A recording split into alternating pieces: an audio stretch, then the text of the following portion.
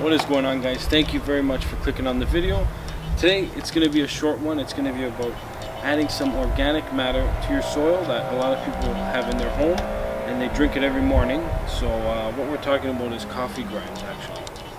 So about, I'd say 6 years ago, I've been starting to add coffee grinds about bi-weekly to my soil, and honestly I have seen an improvement.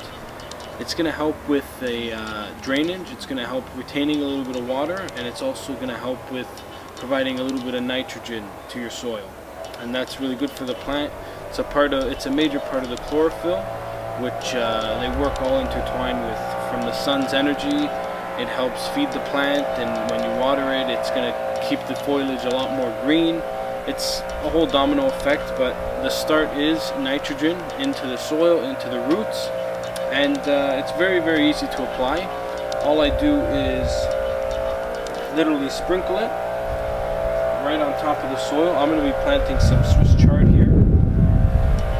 I have some parsley seeds there, so I'll give them a little extra. I'm going to save a little bit of this for my herb pots. Yeah, it's super low maintenance. All you have to do is really just sprinkle it, and if you did want to, you could till the soil a little bit, or use the rake just to shimmy it around, but you don't really need to, because once you do water, that's going to slowly leach in.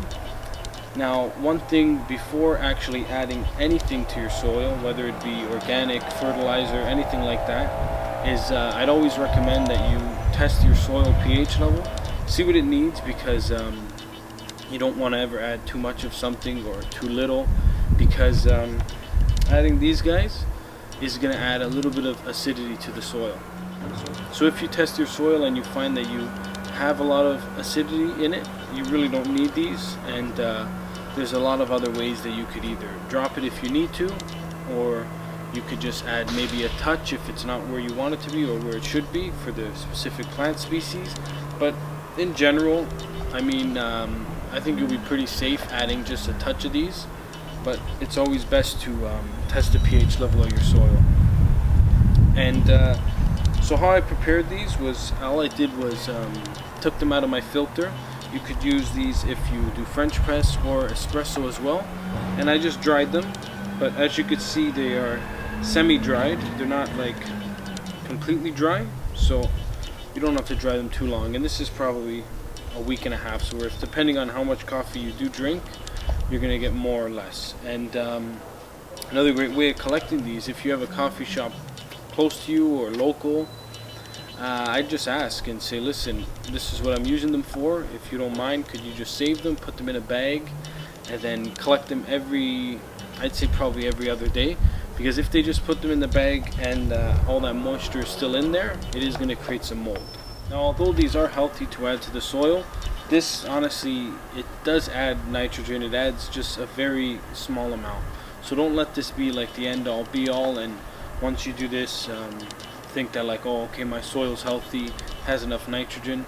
That won't be the case. This is just something that if you have them in the house, why not use them? It's gonna help a little bit. It really will. It's like I said, it helped with mine. So don't just throw them out. Your garden could use them, but always look into organic compost as well. You can get them from farmers. You can even make them yourself. A lot of the times in the early spring or in the fall, you get big bags of leaves. All your neighbors have big bags of leaves. You could take them, add them to your soil. That'll slowly break down and add a lot of nitrogen and other minerals and stuff to your soil. But that's pretty much it, guys. As always, if you have any questions, comment them, or follow us on our Instagram _northware_. Thank you very much for watching.